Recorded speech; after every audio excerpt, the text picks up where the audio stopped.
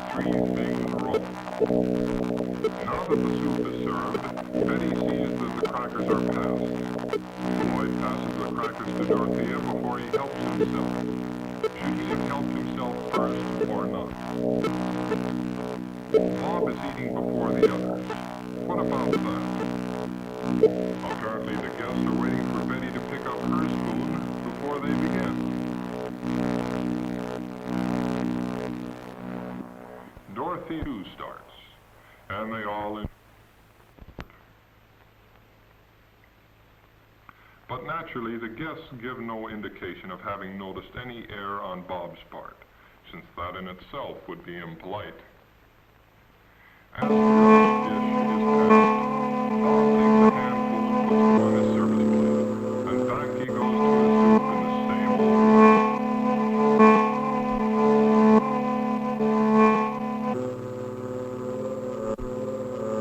Then Bob notices that the others have placed their relish differently, and changes them from one plate to the other, knowing there is a reason, but what is it?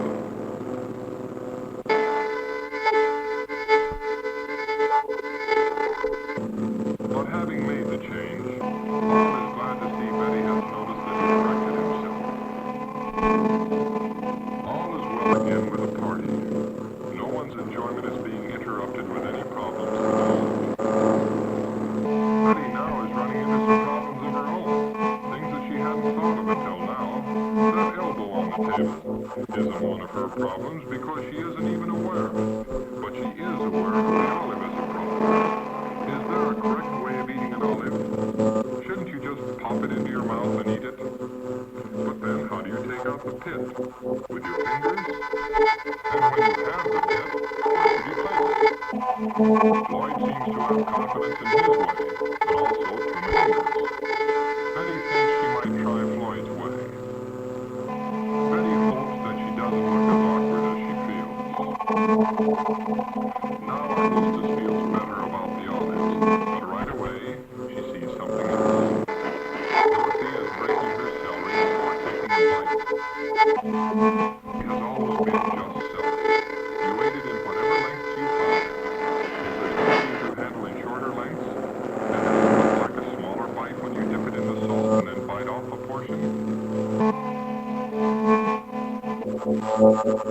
Bernie and Helen don't seem to be concerned with any problems. Bernie eats a radish and simply enjoys it, and he seems certain of himself. Helen is even tipping her soup plate for her last sup. Can that be correct? Certainly her manners aren't interfering with her enjoyment of the party. As host, Bob is expected to serve the meat course. At home, his father does the serving. It looked perfectly simple, and it is. But if you were in Bob's place, would you know positively what to do? Which serving implement should he use? Should he just go ahead as best he can? Dorothy is looking away so as not to notice. Bob still isn't sure of what to do.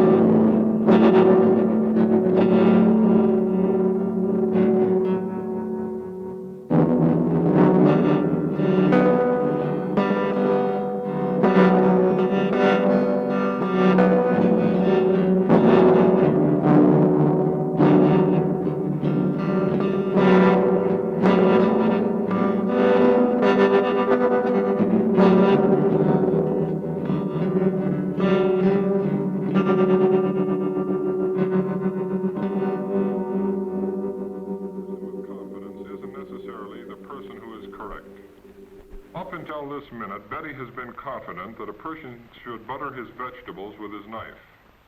But now that Betty sees Floyd buttering his with his fork, she isn't certain. She wishes she did know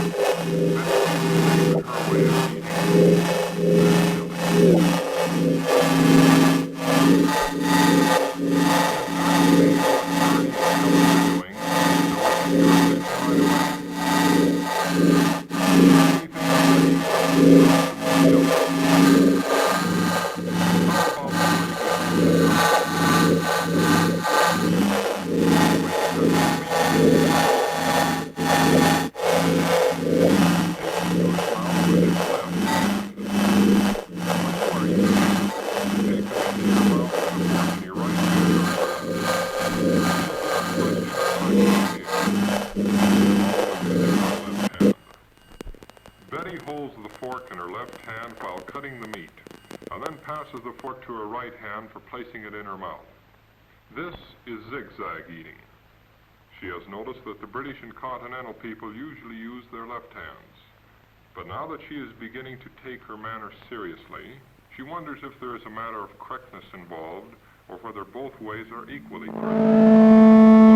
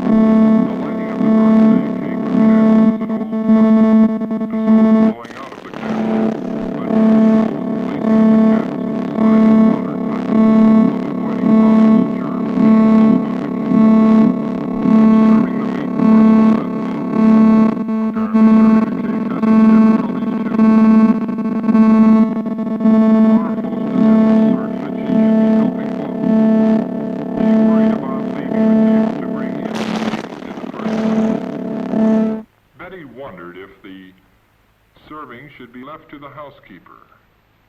What would you say? There is no denying that Bob needs help. He is having trouble with the serving implements again. Do you think he might be able to figure out from the shape and the size of the blades which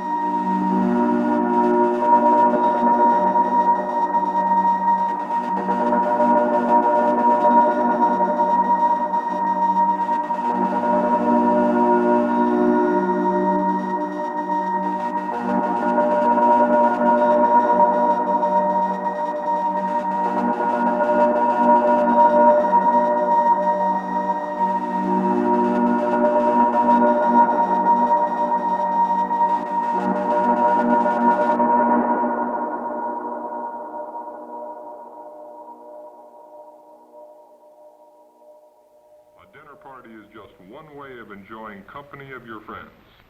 A good meal, good company, real enjoyment, that's what a dinner party is for.